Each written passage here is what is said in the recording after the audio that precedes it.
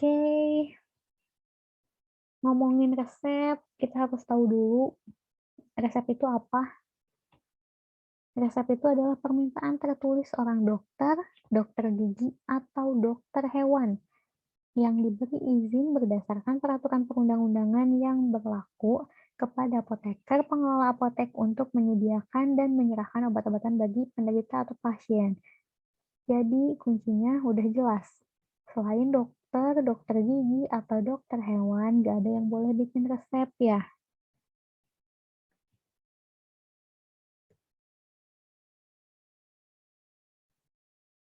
Oke, bagian-bagian resep ada inscriptio, prescriptio, subscriptio, sama signatura. Oke, inscriptio tuh intinya bagian kop resep yang isinya tentang ya nama dokter, alamat prakteknya. Kalau misalnya dia buka praktek di tempat sendiri, mungkin alamat rumah atau tempat prakteknya, nomor SIP dokternya, tanggal penulisan resepnya, gitu ya. Terus preskriptio isinya tentang obatnya sama dosisnya, ya. Nah, kalau signanya itu bagian signaturanya ya. Terus ada subscriptio, itu isinya si paraf atau tanda tangan dokternya. Nah, kalau di bagian-bagian resep ini, kok jadi penting sih? Apa sih cuma bagian-bagian resep doang? Biasanya nanti pertanyaannya ditanyain, apa nih bagian resep yang kurang? Ya, teman-teman harus tahu apa tuh bagian yang kurangnya. Kalau data pasien udah jelas harus ada namanya, alamatnya, ada umur atau berat badannya. Ya,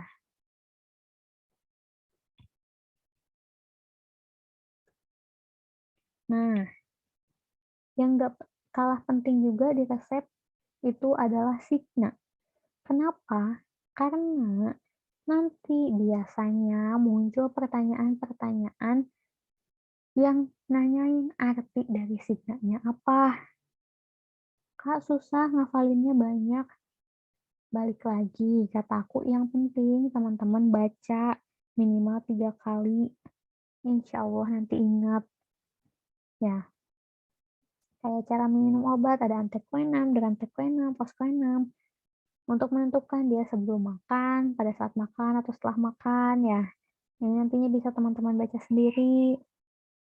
Terus interval minum obat, jangan sampai lupa, apalagi nggak tahu. Terus takaran sendok ya,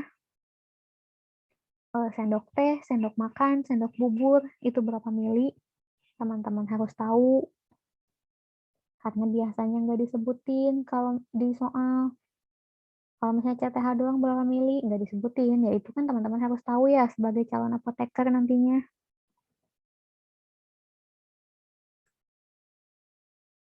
Nih ya, pokoknya signa-signa bisa teman-teman baca sendiri, harus diingat. Oke, terus jangan lupa di penulisan resep itu yang paling penting teman-teman harus tahu adalah istilah DTD atau data less dosis. Itu berarti gimana kalau di resep? Berarti kalau di resep, yang tertulis di resep itu, misal butuhnya 12, tapi ada DTD-nya. Nah, yang tertulis di resep itu berarti untuk satu dosisnya ya. Kalau dimintanya 12, berarti teman-teman harus kaliin 12. Ya, jangan ketukar sama DID. Kalau DID tandanya resepnya udah dikasihin tapi baru setengahnya. Ya, pokoknya si DTD itu jadi penting. Kenapa? Karena nanti hitung-hitungan resep, berapa jumlah tablet yang dibutuhkan, kayak gitu-gitu. Pasti atau biasanya atau sering kali ada istilah DTD-nya.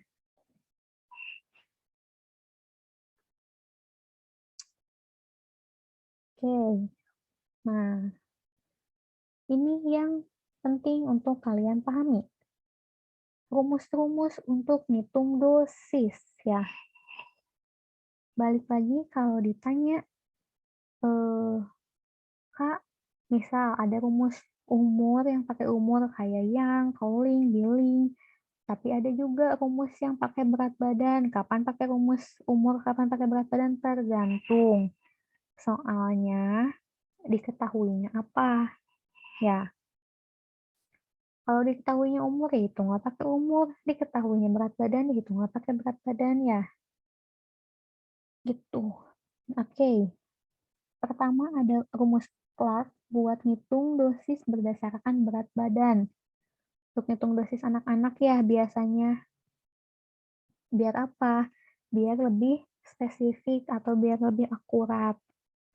Karena kalau di anak-anak kan biasanya lebih bervariasi ya, kayak oh yang umurnya 5 tahun ada yang masih gembil banget atau ada juga yang kurus banget gitu kan. Nah, makanya pakai berat badan dia lebih spesifik. Caranya gimana?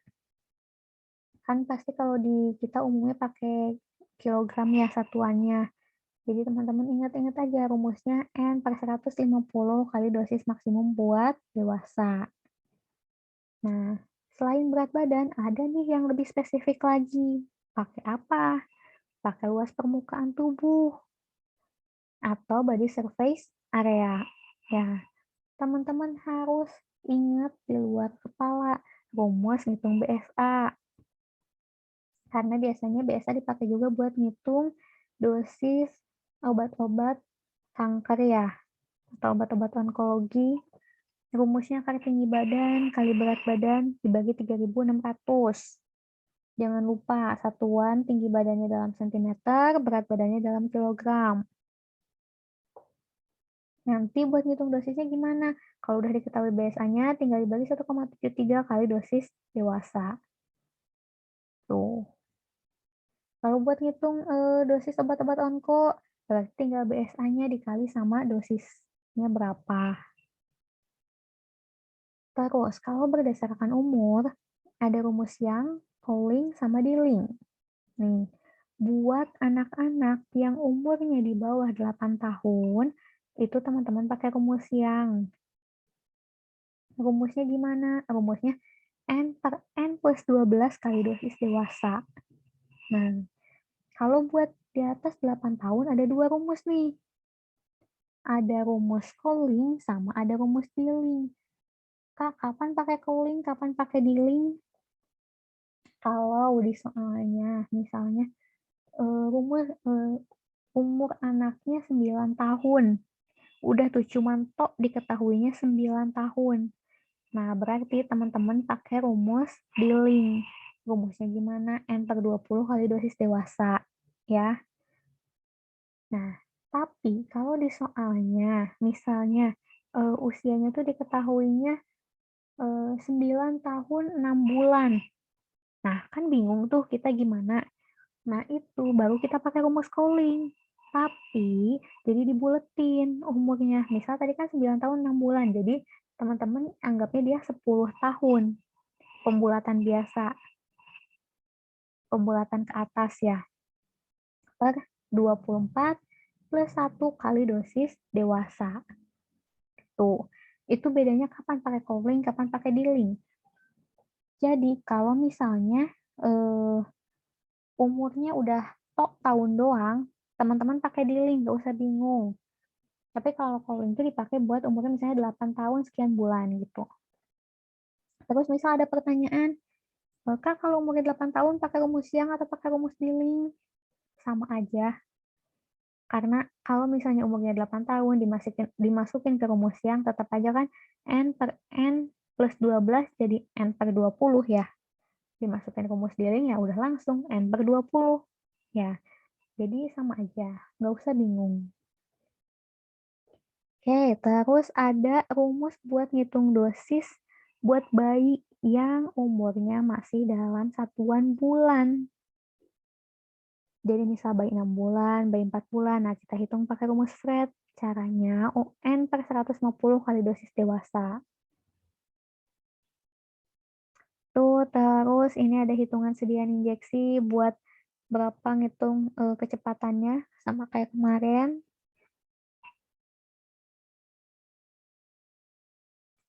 Nah, Kan biasanya kalau di materi dispensing atau tentang resep tuh, yang paling sering ditanyain tuh tentang ngitung berapa sih jumlah tablet yang harus diambil gitu, atau berapa kebutuhan obat untuk pasien tersebut gitu ya, sesuai dengan ketersediaan obat yang ada. Nah, secara umum rumusnya itu tinggal berapa kebutuhannya per berapa yang tersedia. Pokoknya ingat semua yang dibandingin, itu aku selalu bilang yang ditanyakan ada di atas. Ya, berarti si kebutuhannya atau yang dibutuhkannya disimpan di atas. Yang di bawahnya ketersediaannya. Ya, misal dibutuhinnya, oh pasien ini butuh 20 miligram nih. Terus yang tersedianya obat dengan dosis 4 miligram, berarti kan tinggal 20 bagi 4. Berarti kita ngambil 5 tablet dengan kekuatan sediaan 4 miligram. Gitu ya. Nanti kita lihat contoh soalnya di belakang. Oke, sampai ngitung dosis, ada yang mau ditanyain dulu teman-teman?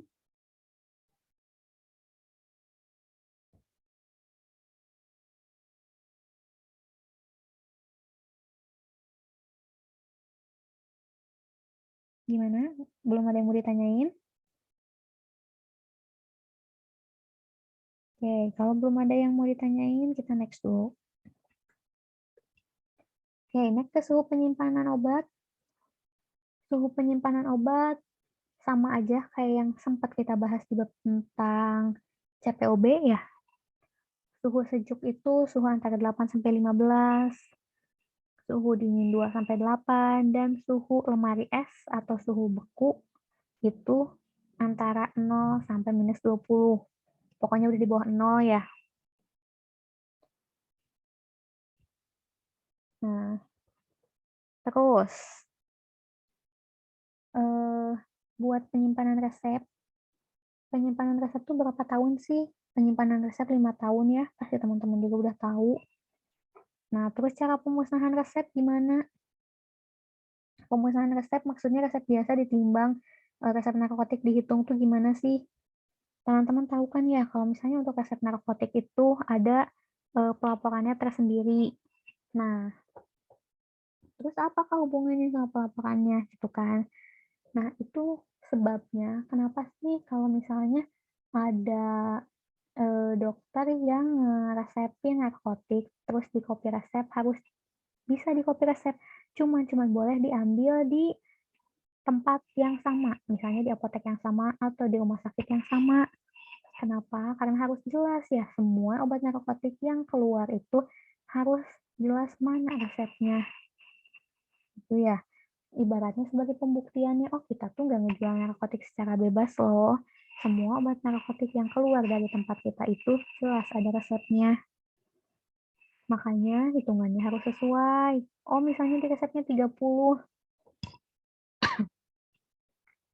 tapi di kopi resep. Nah, tetap aja kopi resepnya itu harus ditebus di tempat yang sama karena resep aslinya ada di tempat yang sama. Ya, nggak boleh menclok-menclok.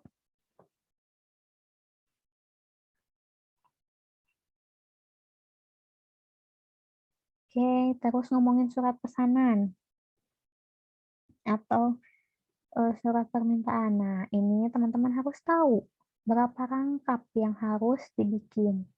Dan misalnya kalau obat narkotik, satu surat pesanan itu hanya buat satu obat. Walaupun untuk obat yang sama dan hanya berbeda kekuatan sediaan ya, tetap pokoknya satu surat pesanan ya buat satu obat. Teman-teman perlu tahu obat yang termasuk golongan psikotropik, narkotik, terus OOT, terus obat-obat yang biasa aja, obat-obat bebas. Kenapa? Karena nantinya bisa muncul pertanyaan, oh ada obat A, B, C, D, E, berapa surat pesanan yang harus dibuat gitu kan? Jangan ngitung nama obatnya doang, tapi harus dilihat. Kalau misalnya 2 dari 4 obat tersebut obat narkotik, berarti kan harus masing-masing satu. Kalau sisanya obat bebas, ya berarti obat bebasnya bisa digabungin jadi satu, gitu kan. Jadi cuma butuh 3 doang. Nah, itu teman-teman harus paham ya.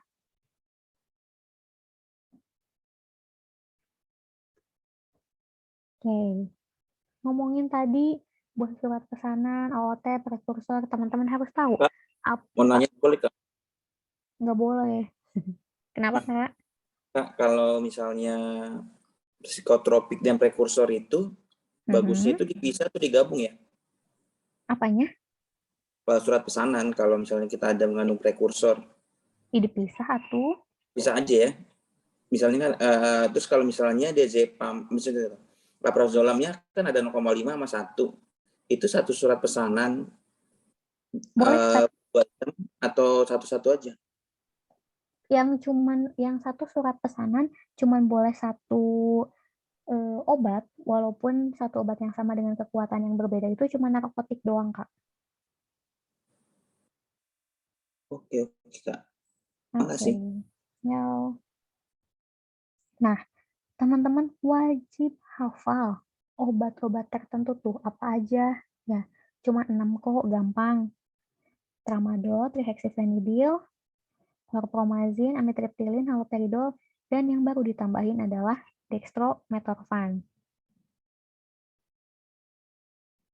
Terus yang termasuk prekursor ada ergot, obat-obat ergot ya, efedrin, pseudoephedrine, dan fenilpropanolamin.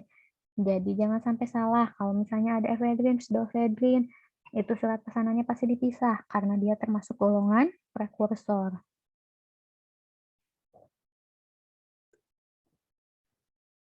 Oke, materi resep sebenarnya sedikit aja, cuma kayak gitu doang. Ada yang mau ditanyain dulu?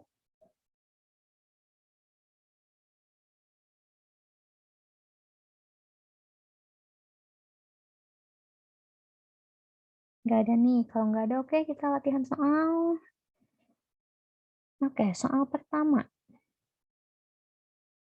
Suatu industri farmasi akan memproduksi sediaan aerosol salbutamol sulfat. Dalam etiket diketahui bahwa sediaan tersebut memiliki 250 dosis. Jika volume sediaan tersebut adalah 10 mili dengan kandungan salbutamol 25 mg, berapa mikrosalbutamol untuk satu kali pakai? Coba Kak Gatbel, berapa nih?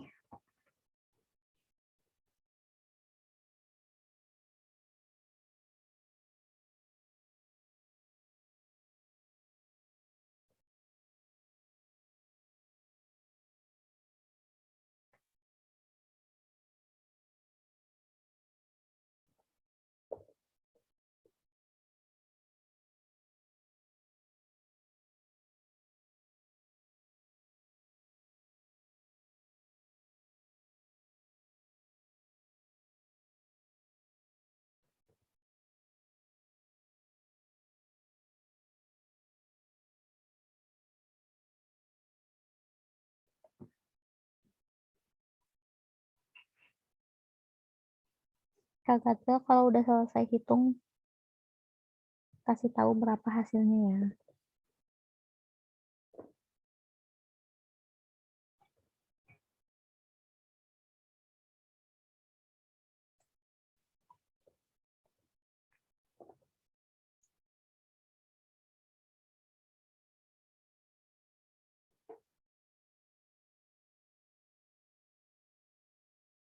Kak, ini cara hitungnya gimana kayak? Gimana coba? Oke, kita bahas aja deh.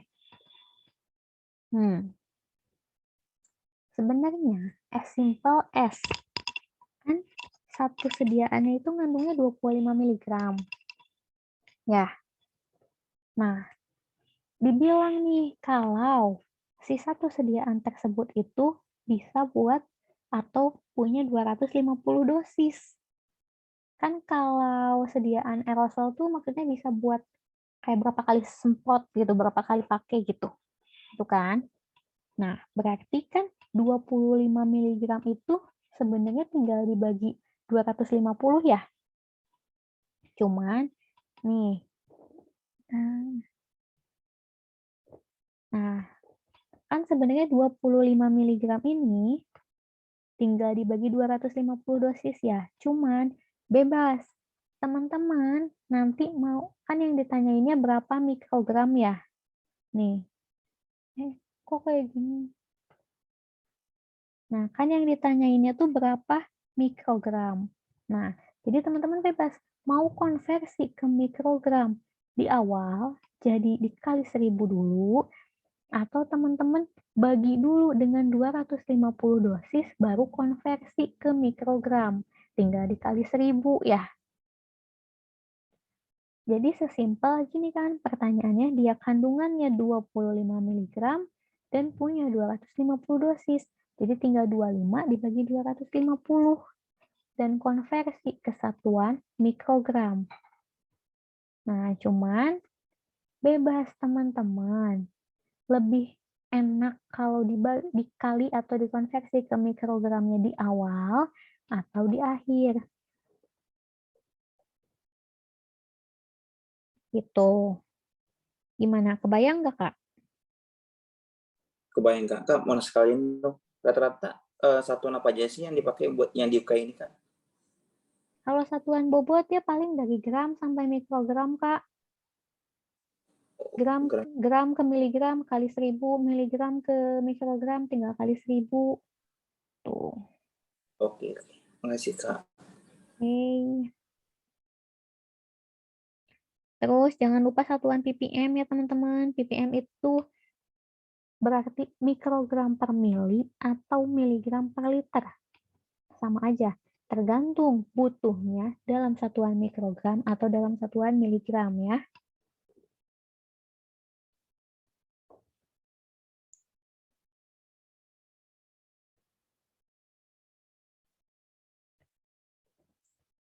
Oke, kita next.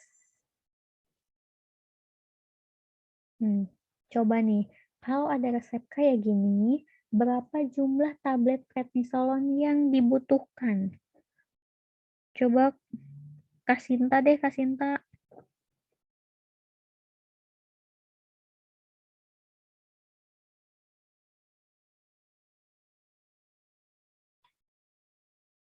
Sepuluh bukan ya? Ya, benar Kak Deborah.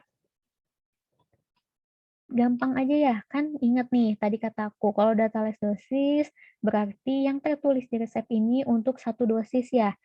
Karena yang dibutuhinnya 20 berarti tinggal 2 miligram dikali 20 ya. 40 kan. 40 dibagi, nih, kebutuhan dibagi yang tersedia dibagi 4 miligram. Dapatlah 10. Ya, nih. Jadi metilprednisolon yang diambilnya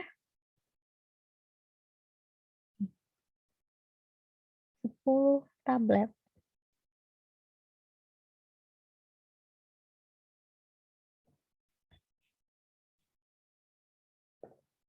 Ada yang masih bingung, teman-teman? Ini juga sama, ya. Bebas, teman-teman pahamnya. Mau dikaliin dulu kebutuhannya, kayak tadi misalnya 2 dikali 20 dulu, baru nanti hasilnya dibagi yang tersedia gitu ya. Jadi 40 dibagi 4, atau mau langsung nih, kayak gini. Kebutuhannya kan 2 miligram per satu dosisnya. Yang tersedianya 4 miligram, jadi langsung 2 per 4 dikali tadi kebutuhan total sediaannya 20, berarti 2 per 4 kali 20. Hasilnya sama aja, gimana teman-teman aja enaknya pakai cara yang mana, pokoknya bebas caranya, yang penting kita mencapai tujuan yang sama.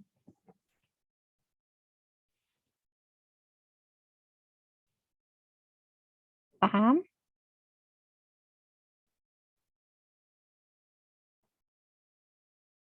Oke, kalau paham kita next.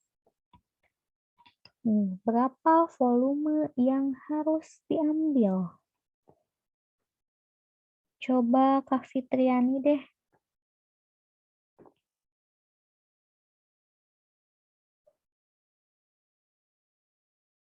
Boleh hitung dulu, nanti kalau udah dapet jawabannya, kasih tahu berapa hasilnya.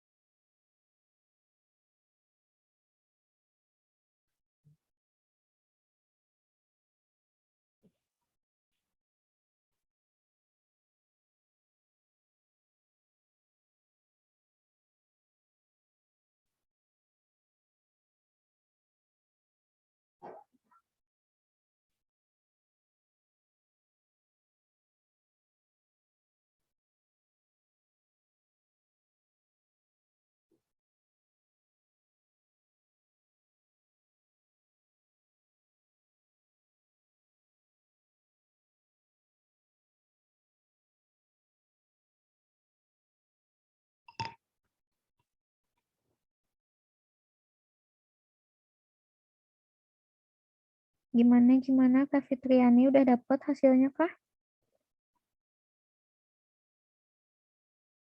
Konsepnya sama aja, tinggal cari dulu kebutuhannya berapa, dibagi yang tersedianya berapa, atau yang lain.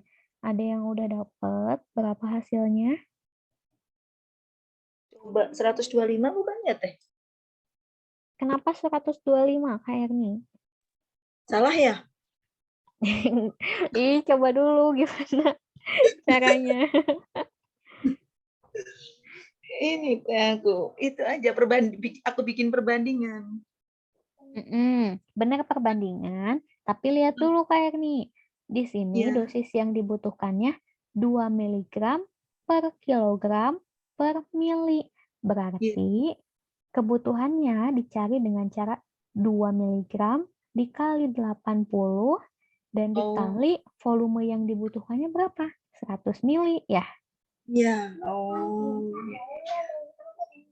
Terus Jadi nanti caranya kayak gini. Nah, cari dulu dosis yang dibutuhkannya berapa. Tadi kayak yang aku bilang kan, 2 mg dikali berat 2 badan. mikro apa 2 miligram sih? Iya, salah. 2 mikrogram dikali berat badannya 80 kg, tapi kan ini per mili ya.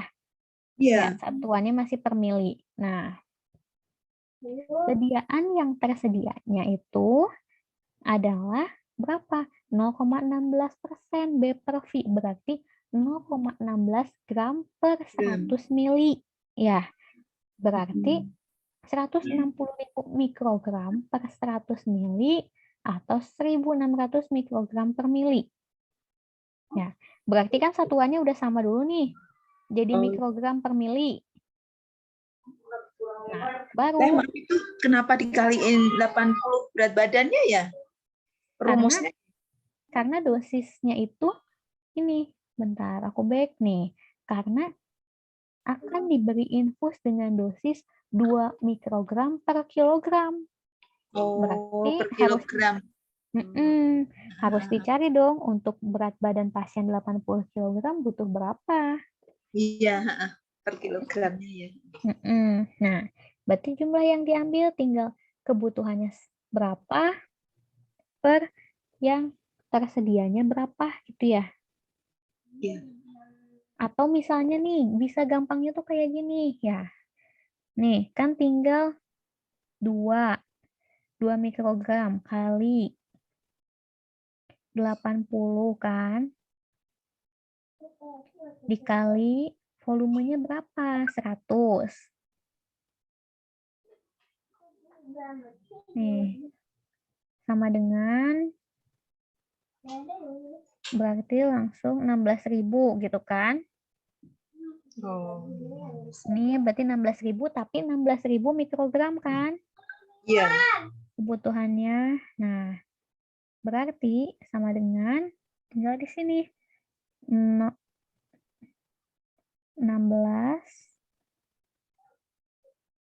ini tuh 16.000 ya, 16.000 mikrogram sama dengan 16 miligram gitu kan. 16 miligram per nih yang tersedianya kan 0,16%. 0,16% itu kan berarti 160 miligram. Tinggal 16 per 160. Nah, dikali aja kebutuhannya berapa. Jadi boleh langsung dihitung dulu di awal, nggak usah samain semuanya panjang gitu. Ngitung dari berapa 100 mili terus diubah ke per mili gitu. Langsung aja dihitung kebutuhan dalam 100 milinya. Bisa kayak gitu juga.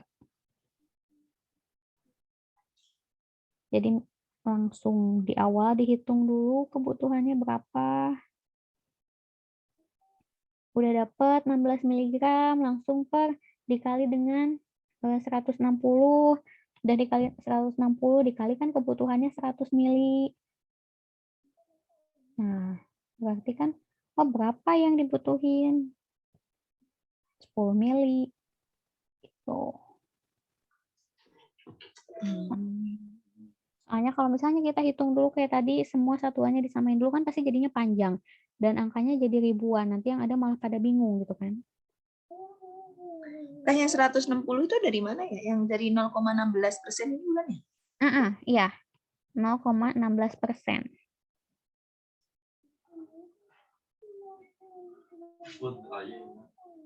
0,16% itu kan 0,16 gram per 100 mili.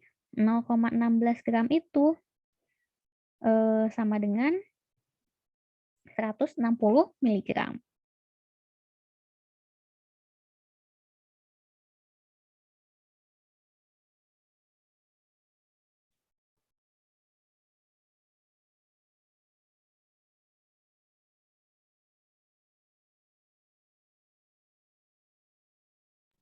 Kak, mau tanya, ini kalau misalnya ada soalnya kayak gini, Hmm?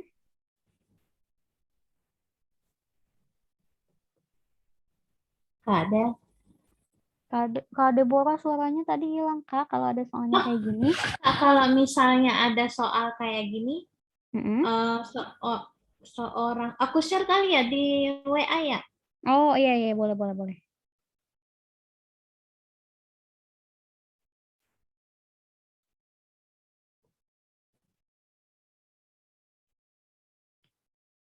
Bentar ya. Oke.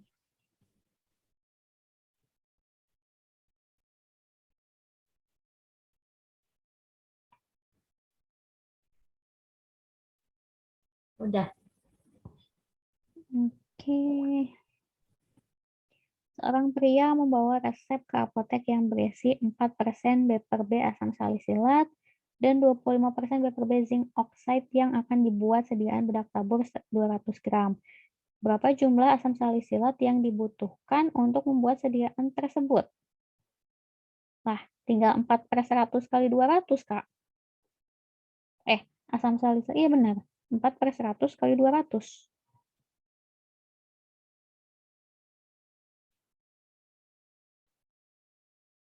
Coba yang bikin bingungnya di mana? Oh, 8 ya? Ini karena bobot per bobot ya? Iya, nih teman-teman harus tahu ya, satuan persen itu ada B per V, ada B per B, ada V per V. Tapi kalau tidak dinyatakan lain, misal nih di soalnya tuh nggak ada keterangan B per B atau V per V atau B per V, itu adalah persen B per volume atau B per V. Oke, itu artinya apa sih? Kalau B per V berarti gram per 100 mili. Kalau B per B berarti gram per 100 gram. Kalau V per V berarti berapa mili per 100 mili. Nah, ini kan udah jelas ya. 4% B per B asam salisilat yang akan dibuat sediaan bedak tabur 200 gram. Berarti kan tinggal 4/100 ya. Kan kalau 4 gram per 100 gram. Nah, tapi kita mau bikinnya 200 gram. Gitu kan, tinggal dikali 200 gram. Berarti 8 gram. Gitu. Berarti Kak, kalau misalnya dalam bentuk bobot itu dikali jumlah sediaan dalam bentuk gram gitu ya? Tapi kalau bobot per volume kali, Jumlah sediaannya berarti dalam bentuk mili satuannya. oh, Kak, itu bagi 160 dapat dari mana kayak tadi? Yang mana, Kak? Yang ini 2 kali 80, ini 160-nya, Kak. Yang bawah ini. Iya. Oke, yang bawah ini tuh dari si 0,16% ini. Tadi kan 0,16. Berarti kan itu tuh sama dengan 0,16 gram ya. Per 100 mili kan. Nah, tapi kan satuan yang atasnya udah kita rubah jadi miligram. Ini kan 16.000 awalnya ya. 16.000 mikrogram. Nah, kan satuan atasnya jadi miligram. Nah, gram ke miligram kan kali 1000. Berarti jadi 160 miligram. Gitu. Ini kan 160 miligram dalam 100 mili ya. Kalau kita butuhnya 16 miligram doang, berarti kita ambil berapa? Gitu kan? Makanya ini dikali ini. Oke. Makasih, Kak. Oke. Yuk, yang lain. Ada yang mau tanya lagi? Atau ada yang masih bingung, Kak?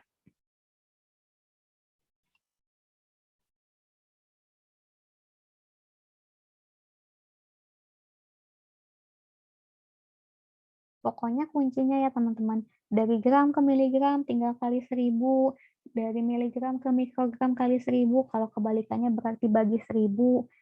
Kalau misalnya teman-teman udah paham, kayak gini, nggak perlu, mana ya? Nah, misal gini, 0,16 gitu kan, dari gram mau ke miligram. Nah, kalau misalnya teman-teman udah paham, udah nggak perlu pakai kalkulator ya. Oh, 1000, berarti kan mundur 3 angka dong. Jadi tinggal nambah 01 ya dari koma 2 ini. Tapi kalau misalnya sekiranya belum paham, bingung, daripada salah mendingan ketik aja di kalkulator ya 0,16 kali 1000. Tapi kalau misalnya udah paham, tinggal tambahin 0 aja 1. Jadi lumayan ya ngirit waktu buat ngetik di kalkulator. Tuh. Yo, ada yang mau ditanyain lagi sebelum kita next?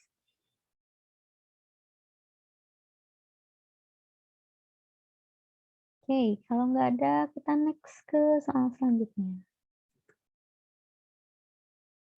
Oke, coba hitung berapa dosis 5 fluorourasil yang diberikan.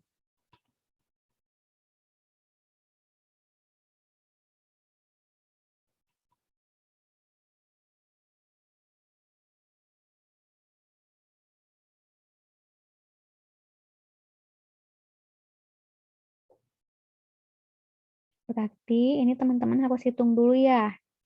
Luas permukaan tubuh pasiennya berapa?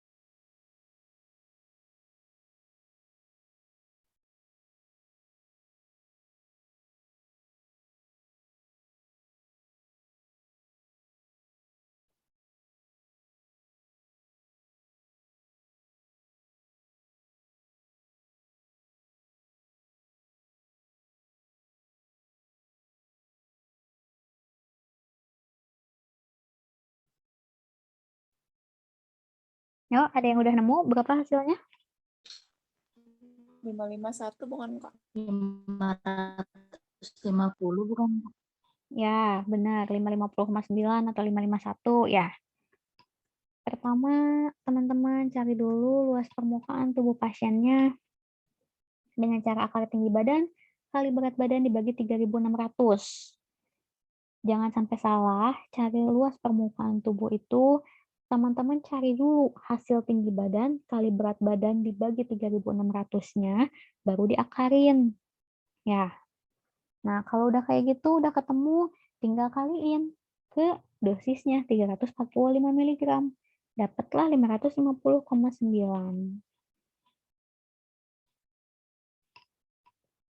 Mana teman-teman yang lain ada yang masih bingung? Misal kalau nggak nemu luas permukaan tubuhnya, mungkin tadi salah masukin akar dan segala macamnya. Jadi cari dulu hasil kali dan pembagiannya, baru diakarin ya.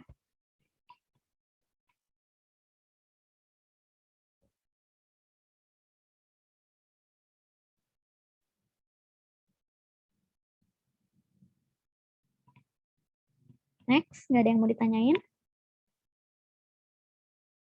Oke.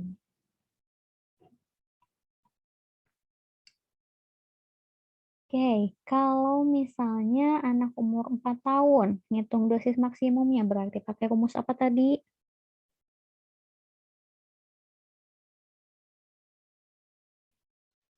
Rumus yang Rumus yang. Ya, coba dihitung dulu, Kak. Berapa jadi dapatnya?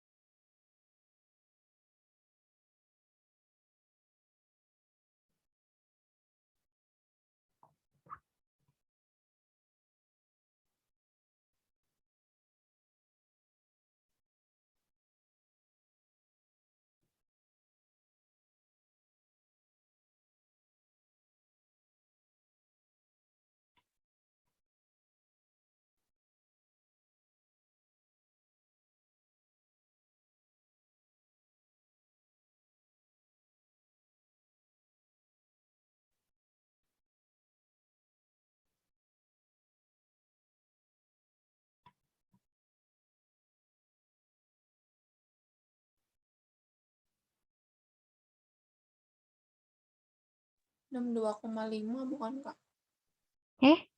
Kenapa 62,5? Sebentar. Kayaknya aku yang salah.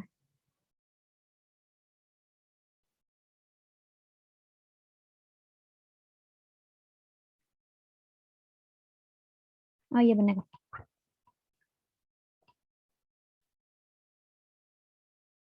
Mohon maaf. Di sini aku salah. Di sini malah masukinnya 5. Yang benar ya 62,5. Jadi N per N plus 12 jadi 4 per 16 kali 250 mg. Oke. Ngitung dosis. Ada yang bingung atau enggak teman-teman? Tinggal masukin rumus doang ya. Sebenarnya mah gampang ya.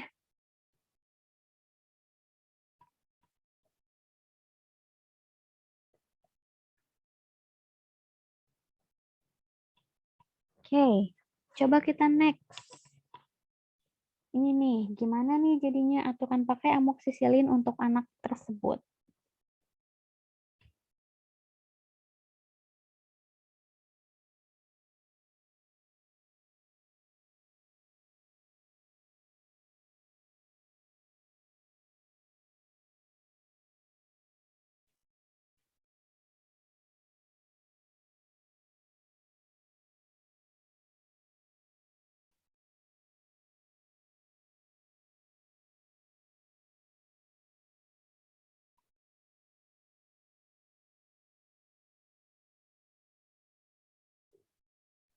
Kak, itu maksudnya dosis Kak, itu terbagi dosis sebanyak terbaginya 3 3 kali. Gimana itu, Kak? Oh iya. Salah guys. Jadi dosisnya terbagi jadi 3 kali. 3 kali 500 jadinya, Kak.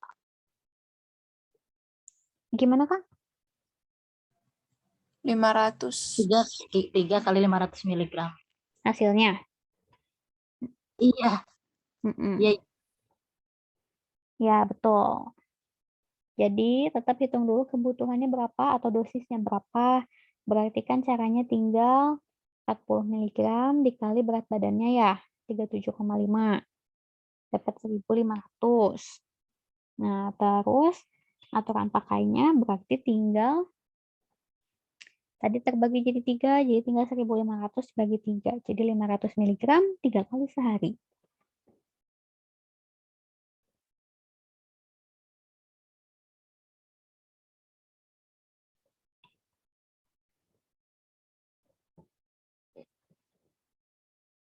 Oke.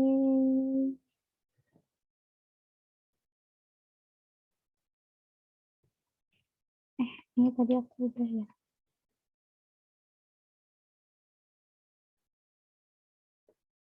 Ini sebenarnya sama aja kayak yang tadi ya guys. Jadi aku skip. Oke, soal terakhir. Kalau misalnya ada resep dengan signa seperti ini, berarti penulisan yang benar di etiketnya tuh gimana sih? Coba Kak Agatha deh.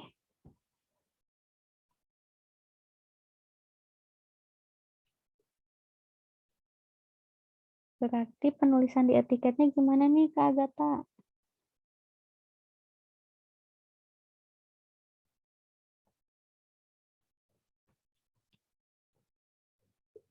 Kak Agatha ada nggak di sini?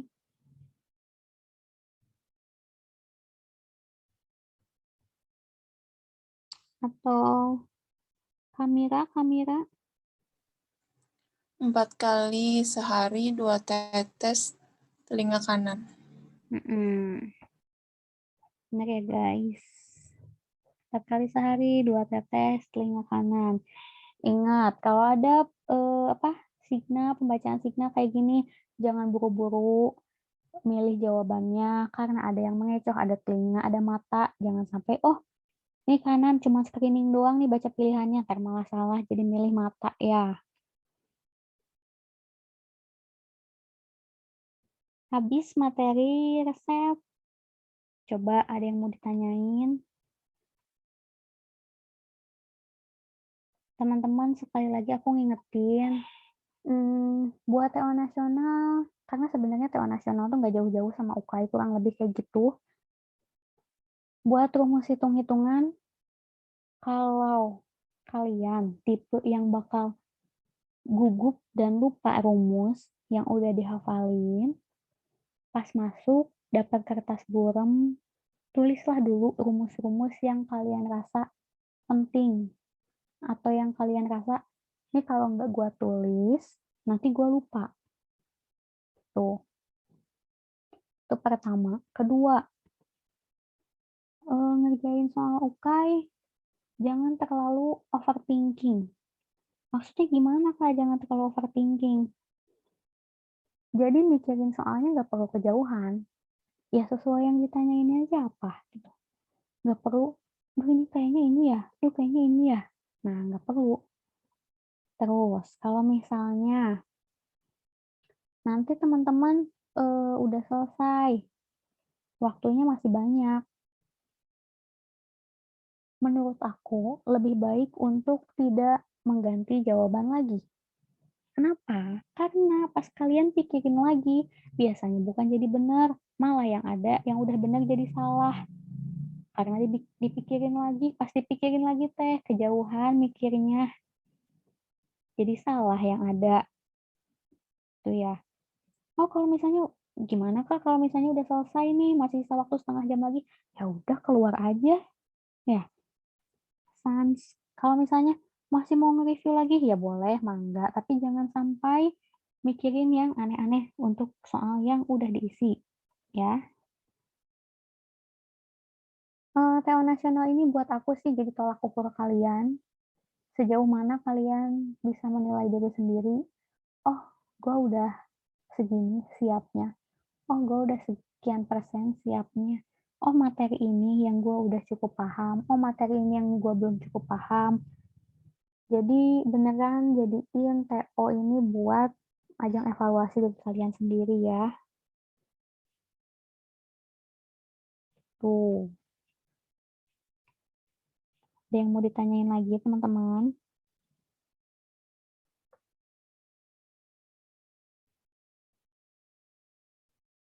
Gimana? Cukup? Atau masih ada yang bingung-bingung? Atau masih ada yang penasaran?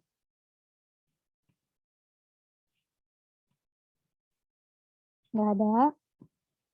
Kalau nggak ada, pertemuan tekno udah selesai nih. Tapi udah selesai bukan berarti kalian udah nggak boleh nanya ya. Nanya bebas, boleh banget nanya. Selagi masih bisa nanya, mendingan nanya dari sekarang. Karena pas UKAI udah nggak bisa nanya siapa-siapa.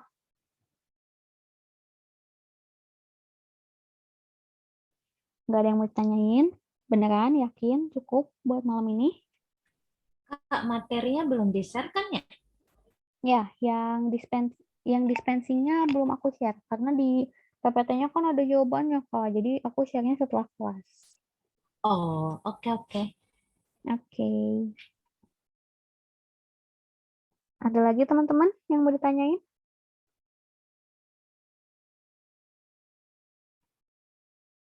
Nggak ada? Kak, minggu depan kita TO tuh. Kita malamnya itu masih ada kelas lagi Kak ya. Yang pertama Nah, itu teman-teman bebas tuh. Enaknya kalian mau gimana? Pas kan minggu depan TO. Pas TO mau libur dulu, kan biasanya tuh sebelum TO tuh ada pengarahan dulu kan. Nah, mau libur dulu minggu depan, jadi mulai lagi tuh berarti udah masuk klinis kan, materi klinis. Mau mulai lagi tanggal berapa? 11? Atau, Kak, ada cuma TO ini, nggak apa-apa malamnya tetap kelas aja. Nah, itu tergantung teman-teman enaknya mau kayak gimana.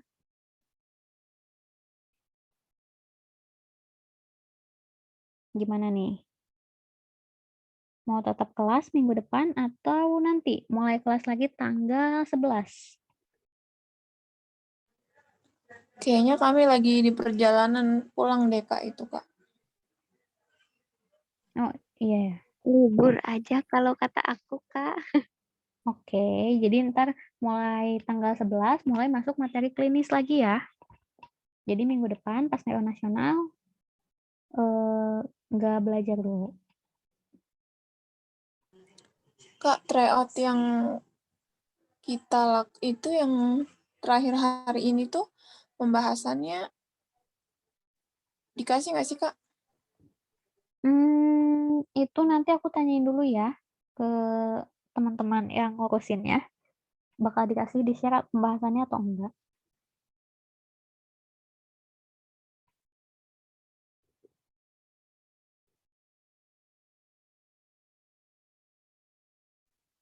Berarti nanti klinis nggak sama Kak Dela ya? Enggak, sama Septi. Waktu itu kalian udah sempat 1 kali sama Septi kan ya? Iya, Kak. Pernah sekali.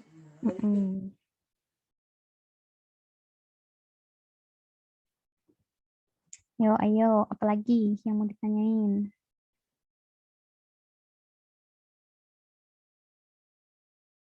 Santai guys. UKAI dibawa santai aja. Santai tapi tetap serius ya. Ya, pokoknya nggak usah takut-takut banget. Santai aja. Kan kalian udah kuliah 4 tahun. Ditambah apoteker setahun. Masa IAI cuman mau ngetes 3 jam doang ya? Ngeremehin banget mereka, ya enggak? Tapi jangan dianggap terlalu bercanda juga. Gimana? Ada lagi yang mau ditanyain?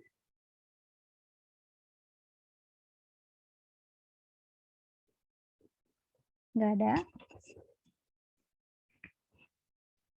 Kalau nggak ada, berarti cukup sekian untuk pertemuan malam ini. Terima kasih buat semuanya. Nanti aku share link buat isi absen ya. Iya, Kak. Baik, Kak. Oke. Selamat malam semuanya. Makasih. Kasih ya, Kak Dela. Ya, Ya, BTW guys. Nih, Yang pembahasan TO, katanya keluar dulu dari akunnya, terus kalian masuk lagi, ntar baru ada pembahasannya katanya. Oh, Terima oke. kasih, Kak. Oke, sama-sama. Selamat belajar, guys. Selamat malam. Malam, Kak. Makasih. Ya.